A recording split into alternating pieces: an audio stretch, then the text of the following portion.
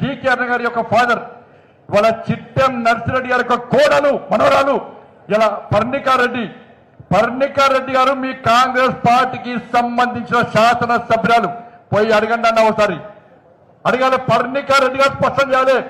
ఇలా నక్సలిజం ఒక ఫిలాసఫియా, మీ తాతను చంపినటువంటి ఆ నక్సలైట్లది ఒక ఫిలాసఫియా పర్ణికారెడ్డి గారు చెప్పాలి. అట్లందుకు మంత్రిలో శ్రీపాదరావు గారు అజాత శత్రువుగా పేరు పిన్నటువంటి శ్రీపాదరావు గారిని నక్సలైట్లు చంపారు, నడిపోలు చంపేశారు. శ్రీధర్ బాబు గారు స్పష్టం చేయాలి.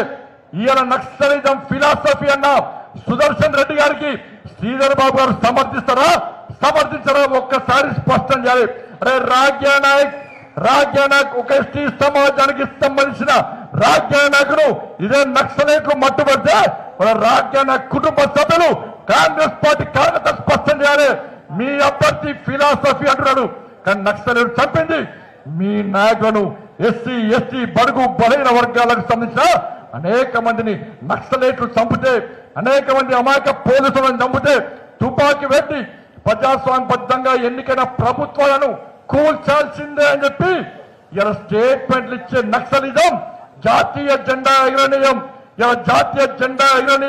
15 ఆగస్టుకు 26 జనవరికి నల్ల జెండాలు మాత్రమే ఎగిరాయని చెప్పి ఈ దేశ సార్వభౌమాధికారాన్ని ఈ దేశ వ్యతిరేక వ్యాఖ్యలు చేసి ఈ దేశ వ్యతిరేక భావజాలంతో ఉన్న నక్సలైట్ల ఫిలాసఫీ ఏ ఫిలాసఫీ, ఆ ఫిలాసఫీకి సుదర్శన్ రెడ్డి గారు ఎట్లా సమర్థిస్తారో ఒక్కసారి కాంగ్రెస్ పార్టీ స్పష్టం చేయాల్సిన అవసరం ఉంది. అందుకని Bharatiya Janata party line clear. మేము ఈ దేశం కోసం, ఈ ధర్మం కోసం, ఈ సమాజం కోసం, ఈ దేశంలో పేద ప్రజల కోసం పనిచేసే ప్రభుత్వం నరేంద్ర మోడీ గారి ప్రభుత్వం కనుకనే ఇలా ముచ్చటగా 3వసారి ఈ దేశ ప్రజలందరూ కూడా నరేంద్ర మోడీ గారికి అధికారం ఇచ్చారు. ఇలా బీసీల గురించి మాట్లాడుతున్నారు. 27 మంది బీసీ ఎంపీలను మంత్రులు చేస్తే కనుక నరేంద్ర మోడీ గారు అన్న, అరే నరేంద్ర మోడీ గారే ఈ దేశ ప్రధానే ఒక బీసీ, ఈ దేశానికి ఒక బీసీ ప్రధాన్ని అందించిన ఘనత ఇలా భారతీయ జనతా పార్టీ అన్న విషయాన్ని గుర్తుంచుకోండి. 27 మంది ఎంపీలను చేస్తాం. ఒక ఎస్టీకి సంబంధించి రామ్నాథ్ కోవింద్ రాష్ట్రపతి చేస్తాం, ఒక ఎస్టీకి సంబంధించి ద్రౌపది ముర్ము గారిని రాష్ట్రపతి చేస్తాం, ఒక మైనార్టీకి సంబంధించి అబ్దుల్ కలాం గారిని ఒక రాష్ట్రపతి చేస్తాం. ఇవాళ ఈ దేశంలో బీసీల గురించి, ఎస్సీ ఎస్టీల గురించి మాట్లాడే పార్టీ కేవలం భారతీయ జనతా పార్టీ అన్న విషయాన్ని గుర్తుంచుకోండి. ఇవాళ అదే బీసీ అభ్యర్థిని, బీసీ వ్యక్తిని ఉపరాష్ట్రపతిగా పెడితే ఇక్కడ బీసీ రిజర్వేషన్ల గురించి మాట్లాడే కాంగ్రెస్ బీఆర్ఎస్ వాళ్ళు ఇలా బీసీ అభ్యర్థిని ఓడగొట్టే ప్రయత్నం చేస్తున్నాయి. అగ్రవర్ణాల్లో పేదలకు ఈడబ్ల్యూఎస్ ఇచ్చింది కూడా ఇలా భారతీయ జనతా పార్టీ ప్రభుత్వం, నరేంద్ర మోడీ గారి ప్రభుత్వం. వాళ్ళ రెడ్డిలందరూ బాధపడుతున్నారు. రెడ్డిలందరూ కూడా అరే ఏంటి రేవంత్ రెడ్డి గారు నిన్ను రెడ్డి అని ముఖ్యమంత్రి చేస్తే ఇవాళ ఓడిపోయే సీట్లలో రెడ్డిని పెడతారా మీరు? ఎట్లా ఓడిపోతాం ఉపరాష్ట్రపతిగా అక్కడి తీసుకొచ్చి రెడ్డిని పెడతారా మీరు? ఎందుకే ఆయన ఓడిపోయిన సుదర్శన్ రెడ్డికి ఇలా ఈడబ్ల్యూఎస్ ఇచ్చి మా బడుగు అగ్రవర్ణాల్లో పేదలను కాపాడిన వ్యక్తి నరేంద్ర మోడీ గారు. కాబట్టి నరేంద్ర మోడీ గారికి వ్యతిరేకంగా మేము సపోర్ట్ చేసే ప్రసక్తే లేదని చెప్పి వాళ్ళ రెడ్డి ఎంపీల మీద ఆ రెడ్డి జాతి ఒత్తిడి తీసుకొస్తున్న విషయం వాస్తవం. కాబట్టి దయచేసి మిత్రులారా ఇవన్నీ ఆలోచించండి. ఇవన్నీ ఎందుకు చెప్తామంటే ఇవాళ పోలింగ్ బూత్ అధ్యక్షులు చాలా మంది వచ్చారు.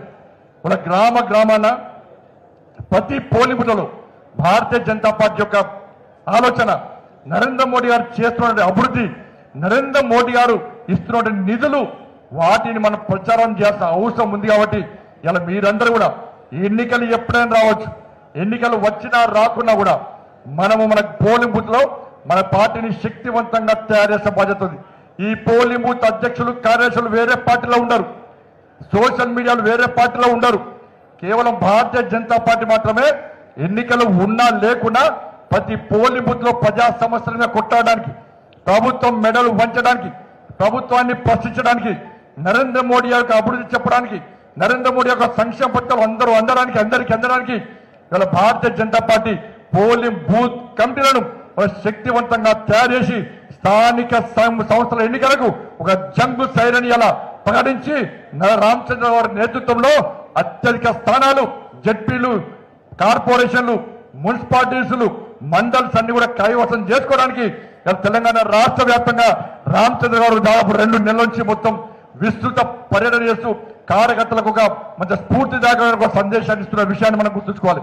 అందుకే కరీంనగర్లో ఈ రోజు ఇంత ఘన స్వాగతం పలికినాం. నేను మళ్ళీ చెప్తున్న రామచంద్ర గారికి, ఈ కరీంనగర్లో నా కోసం కార్యకర్తలు కష్టపడి పనిచేశారు.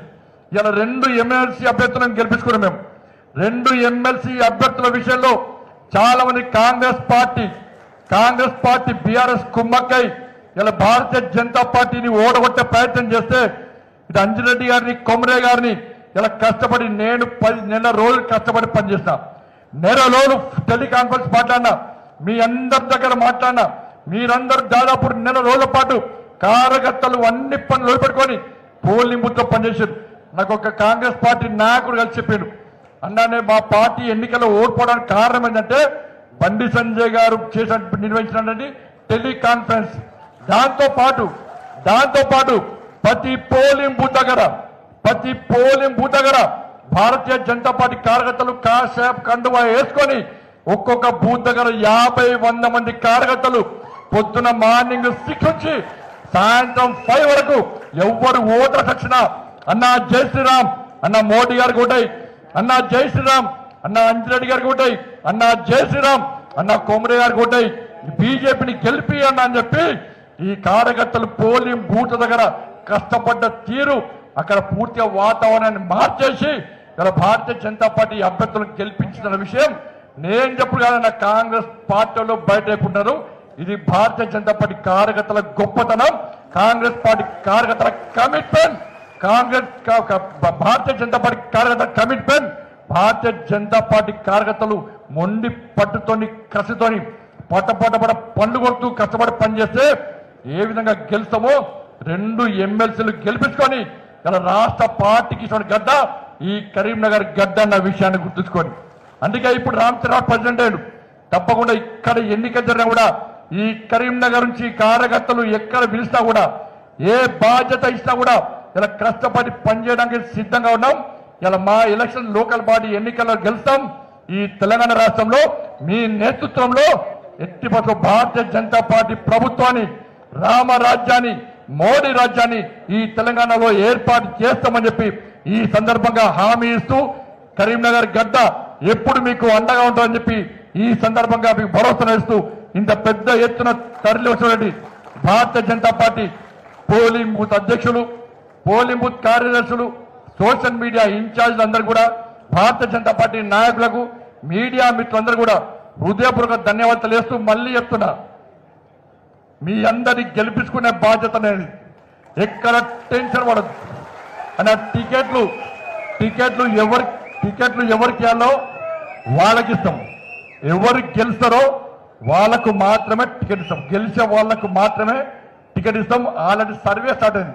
నీ మనిషి, నా మనిషి, కృష్ణారెడ్డి వర్గం, నా వర్గము, రామచంద్రరావు వర్గం, ఇంకో వర్గం, ఏ వర్గం లేదు. వర్గం అన్నా ఒకటే వర్గం, భారతీయ జనతా పార్టీ వర్గం. ఎవరు గెలిచినా కూడా, ఎవరు గెలుస్తారన్నా కూడా వాళ్ళకు పక్కా టికెట్ ఇస్తాం. ఎవరికి జిల్లా ఎవరు టెన్షన్ పడాల్సిన అవసరం లేదు, ఎవరు నారాజు కావాల్సిన అవసరం లేదు. గెలిచేటోళ్ళకి టికెట్ ఇస్తాం. ఎవరైతే బాగా కష్టపడి పనిచేస్తారో పార్టీ కోసం, గెలిచే అవకాశం లేదో రామచంద్ర గారు రిక్వెస్ట్ చేసి